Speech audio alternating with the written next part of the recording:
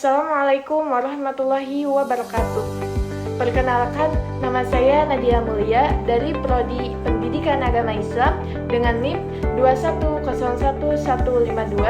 Di sini saya akan menyampaikan tugas presentasi dari mata kuliah Media dan Teknologi Pembelajaran PAI dengan dosen pengampu Bapak Rudi Permadi MPD. Langsung saja, di sini saya akan menyampaikan beberapa materi. Yang pertama ada konsep dasar media pembelajaran, yang kedua ada kualifikasi dan jenis-jenis media pembelajaran, yang ketiga ada konsep dasar teknologi pembelajaran.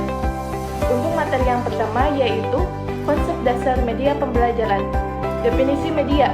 Kata media berasal dari bahasa Latin yakni medius, yang secara harfiah berarti tengah, perantara atau pengantar pesan dari pengirim kepada penerima pesan menurut Ajhari pada tahun 2015. Kemudian ada lagi menurut Suraya pada tahun 2012. Media adalah alat yang mampu membantu proses belajar mengajar serta berfungsi untuk memperjelas makna pesan atau informasi yang disampaikan sehingga dapat mencapai tujuan pembelajaran yang telah direncanakan. Jadi dapat disimpulkan bahwa media pembelajaran adalah segala sesuatu yang dapat menyampaikan pesan melalui berbagai saluran seperti merangsang pikiran, perasaan, dan kemauan siswa sehingga dapat mendorong terciptanya proses belajar yang efektif untuk menambah informasi baru pada diri siswa sehingga tujuan pembelajaran dapat tercapai dengan baik. Dalam hal ini juga murid atau peserta didik mendapatkan kemudahan dalam memperoleh informasi dalam belajarnya. Ada banyak unsur yang harus diperhatikan jika proses pembelajarannya berhasil bila guru dapat memanfaatkan media pembelajaran secara maksimal. Dalam hal ini juga, guru bertanggung jawab atas suksesnya kegiatan pembelajaran. Oleh karena itu, seiringnya dengan kemajuan ilmu pengetahuan dan teknologi, guru dituntut untuk mengikuti perkembangan pada zaman ini. Selanjutnya yaitu ada tujuan penggunaan media pembelajaran. Media yang digunakan dalam pembelajaran harus sesuai dengan kondisi sekolah, peserta didik serta pemilihan media harus disesuaikan dengan tujuan pembelajaran. Tujuan penggunaan media pembelajaran secara umum menurut Lestari Aryani dan Ashadi pada tahun 2014 adalah membantu guru dalam menyampaikan pesan-pesan atau materi pembelajaran kepada siswanya agar pesan lebih mudah dimengerti, lebih menarik, dan lebih menyenangkan bagi peserta didik. Kemudian, tujuan penggunaan media pembelajaran secara khusus diantaranya yang pertama yaitu ada memberikan pengalaman belajar yang berbeda dan bervariasi sehingga merangsang minat peserta didik untuk belajarnya. Yang kedua yaitu menumbuhkan sikap dan keterampilan tertentu dalam bidang teknologi. Yang ketiga, menciptakan situasi belajar yang tidak mudah dilupakan oleh peserta didik. Yang keempat, untuk mewujudkan situasi belajar yang efektif. Dan yang terakhir, untuk memberikan motivasi belajar kepada peserta didik menurut Rahmatia Monawati dan Darnius pada tahun 2017. Dari uraian tersebut dapat disimpulkan bahwa tujuan penggunaan media dalam pembelajaran yaitu untuk mengefektifkan proses penyampaian informasi kepada peserta didik. Selanjutnya yaitu ada fungsi media pembelajaran. Menurut Umar pada tahun 2013 mengemukakan bahwa fungsi media pembelajaran diantaranya membantu memudahkan belajar peserta didik dan juga membantu pengajar bagi guru, memberikan pengalaman lebih nyata, menarik perhatian peserta didik, atau dengan kata lain pembelajaran tidak membosankan. Jadi semua indera peserta didik dapat diaktifkan. Jadi fungsi media dalam pembelajaran secara keseluruhannya itu mempermudah, memperjelas, serta sebagai alat dan bahan untuk membantu guru dalam proses belajar mengajar, sehingga peserta didik dengan mudah dapat memahami isi materi pembelajaran dan menumbuhkan rasa semangat belajar bagi peserta didik. Selanjutnya, ada jenis-jenis media pembelajaran. Jenis-jenis media yang dapat digunakan dalam pembelajaran menurut Widya Stuti pada tahun 2017 antara lain yang pertama ada media visual yakni jenis yang digunakan hanya mengandalkan indera penglihatan. misalnya media cetak seperti buku, peta, jurnal, gambar, dan lain sebagainya. Selanjutnya yang kedua yaitu ada media audio, yakni jenis media yang digunakan hanya mengandalkan pendengaran saja, misalnya tape recorder dan radio. Yang ketiga ada media audio visual, yaitu jenis media yang digunakan dengan mengandalkan indera penglihatan dan pendengaran, seperti film, video, program TV, dan lain sebagainya. Dan yang terakhir yaitu ada multimedia, yang melibatkan beberapa jenis media dan peralatan secara integrasi dalam suatu proses atau kegiatan belajar mengajar. Jadi, jenis-jenis media pembelajaran dapat disimpulkan bahwa media memiliki berbagai jenis bentuk dengan kelebihannya masing-masing. Dalam penerapan media, seorang guru harus menyesuaikan dengan isi materi, kebutuhan peserta didik, serta pertimbangan segi dana dan kerumitan saat menggunakannya. Selanjutnya ada materi tentang klasifikasi dan jenis-jenis media pembelajaran. Pada dasarnya, media banyak digunakan dalam kegiatan pembelajaran. Media sangat berperan penting dalam penyampaian materi saat proses pembelajaran. Media pembelajaran memiliki berbagai macam klasifikasi. Klasifikasi media pembelajaran dapat dibagi menjadi dua, yaitu yang pertama ada media pembelajaran dalam arti sempit, hanya meliputi media yang dapat digunakan secara efektif dalam suatu proses pembelajaran yang terencana. Selanjutnya, ada media pembelajaran dalam arti luas, tidak hanya media pembelajaran komunikasi elektronik yang kompleks seperti foto, slide, objek nyata, dan kunjungan di luar kelas, tetapi sudah sampai yang lebih kompleks dan tidak dipandang secara parsial, tetapi lebih holistik yang mencakup semua jenis media. Menurut Trianto pada tahun 2011, adapun kelompok para ahli yang menggolongkan media pembelajaran menjadi 6 klasifikasi menurut Sartika dan Yopi pada tahun 2013. Yang pertama yaitu ada alat-alat visual 2 dimensi pada bidang yang tidak transparan. Yang kedua ada berbagai papan. Yang ketiga ada visual 3 dimensi. Yang keempat ada audio.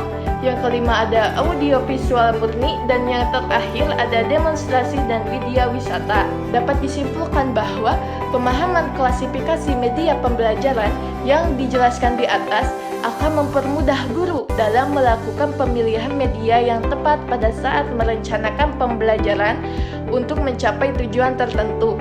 Nah, pemilihan media yang disesuaikan juga harus sesuai dengan tujuannya, materi, serta kemampuan dan karakteristik siswa akan sangat menunjang keefektifan serta keefisienan proses dan hasil pembelajaran. Dapat disimpulkan bahwa pemahaman klasifikasi media pembelajaran yang dijelaskan di atas akan mempermudah guru dalam melakukan pemilihan media yang tepat pada saat merencanakan pembelajaran untuk mencapai tujuan tertentu.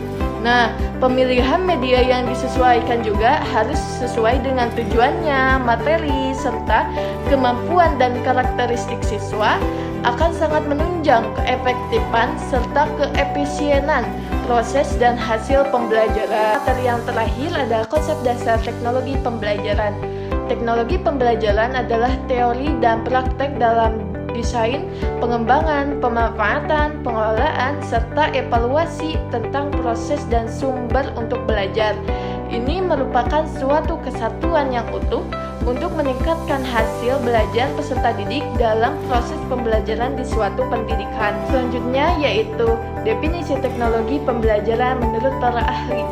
Menurut Silber pada tahun 1970, teknologi pembelajaran adalah pengembangan atau riset, desain, produksi, evaluasi, dukungan, pasokan, dan pemanfaatan komponen sistem pembelajaran seperti pesan, orang, bahan, peralatan, teknik, dan latar, serta pengelolaan usaha, pengembangan seperti organisasi dan personal secara sistematik dengan tujuan untuk memecahkan masalah belajar. Definisi yang dikemukakan oleh Kenneth Silber di atas menyebutkan istilah pengembangan pada definisi sebelumnya yang dimaksud dengan pengembangan lebih diartikan pada pengembangan potensi manusia. Dalam definisi Silber, penggunaan istilah pengembangan memuat dua pengertian. Di samping berkaitan dengan pengembangan potensi manusia juga diartikan pula sebagai pengembangan dari teknologi pembelajaran itu sendiri, yang mencakup seperti perancangan, produksi, penggunaan, dan penilaian teknologi untuk pembelajaran. Materi selanjutnya yaitu kawasan teknologi pembelajaran. Definisi pada tahun 1994 dirumuskan berdasarkan 5 bidang garapan dari teknologi pembelajaran, yaitu desain, pengembangan, pemanfaatan, pengelolaan, dan penilaian. Kelima hal ini merupakan kawasan atau domain dari bidang teknologi pembelajaran. Di bawah ini akan diuraikan kelima kawasan tersebut dengan hubungan, kategori, dan konsep yang terkait. Kawasan desain paling tidak meliputi 4 cakupan utama dari teori dan praktek, yaitu yang pertama ada desain sistem pembelajaran, yang kedua ada desain pesan, yang ketiga ada strategi pembelajaran, dan yang keempat ada karakteristik pembelajaran. Untuk yang pertama ada desain sistem pembelajaran, yaitu prosedur yang terorganisasi meliputi langkah-langkah, diantaranya penganalisaan atau proses perumusan apa yang akan dipelajari, selanjutnya perencanaan atau proses penjabaran bagaimana cara mempelajarinya, selanjutnya ada pengembangan atau proses penulisan dan pembuatan atau produksi bahan-bahan pembelajaran, yang keempat ada pelaksanaan atau aplikasi pemanfaatan bahan dan strategi, dan yang kelima penilaian atau proses penentuan ketetapan pembelajaran. Desain sistem pembelajaran biasanya merupakan prosedur linier dan interaktif yang menuntut kecermatan dan kemantapan agar dapat berfungsi sebagai alat untuk saling mengontrol. Semua langkah-langkah tersebut harus tuntas. Dalam desain sistem pembelajaran, proses sama pentingnya dengan produk, sebab kepercayaan atas produk terlandasnya pada proses. Nah, selanjutnya ada desain pesan, yaitu perencanaan untuk merekayasa bentuk fisik dan pesan agar terjadi komunikasi antara pengirim dan penerima dengan memperhatikan prinsip-prinsip perhatian, persepsi, dan daya tangkap. Selanjutnya yaitu ada kawasan pengembangan. Pengembangan adalah proses penerjemahan spesifikasi desain ke dalam bentuk fisik. Di dalamnya meliputi yang pertama ada teknologi cetak, yang kedua ada teknologi audiovisual, yang ketiga ada teknologi berbasis komputer, dan yang keempat ada teknologi terpadu. Di dalam kawasan pengembangan terdapat keterkaitan yang berkompleks antara lain teknologi dan teori yang mendorong terhadap desain pesan maupun strategi pembelajarannya. Pada dasarnya, kawasan pembelajaran terjadi karena satu, adanya pesan yang didorong oleh isi, yang kedua adanya strategi pembelajaran yang didorong oleh teori, dan yang ketiga ada manifestasi fisik dan teknologi perangkat keras, perangkat lunak, dan bahan pembelajaran. Materi selanjutnya yaitu kawasan pemanfaatan. Pemanfaatan adalah aktivitas menggunakan proses dan sumber untuk belajar. Fungsi pemanfaatan sangat penting karena membicarakan kaitan antara pembelajar dengan bahan atau sistem pembelajaran. Mereka yang terlibat dalam pemanfaatan mempunyai tanggung jawab untuk mencocokkan pembelajar dengan bahan dan aktivitas yang spesifik, menyiapkan pembelajar agar dapat berinteraksi dengan bahan dan aktivitas yang dipilih, memberikan pembimbingan selama kegiatan, memberikan penilaian atas hasil yang dicapai pembelajar, serta memasukkannya ke dalam prosedur organisasi yang berkelanjutan. Selanjutnya yaitu ada kawasan pengelolaan. Pengelolaan meliputi pengendalian teknologi pembelajaran melalui perencanaan, pengorganisasian, pengkoordinasian, dan supervisi. Kawasan pengelolaan bermula dari administrasi pusat media, program media, dan pelayanan media. Pembaruan perpustakaan dengan program media membuahkan pusat dan ahli media sekolah.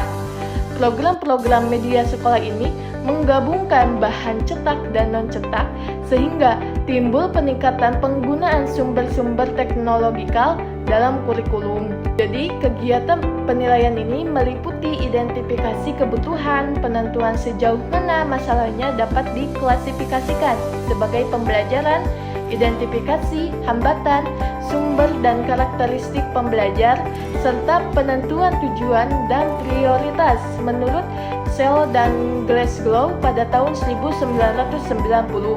Kebutuhan telah dirumuskan sebagai jurang antara apa yang ada dan apa yang seharusnya ada. Dalam pengertian hasil Kaufman pada tahun 1972, analisis kebutuhan diadakan untuk kepentingan perencanaan program yang lebih memadai. Mungkin itu saja materi yang dapat saya sampaikan. Mohon maaf atas segala kehilapan dan kekurangannya. Untuk itu, sekian dan terima kasih. Wassalamualaikum warahmatullahi wabarakatuh.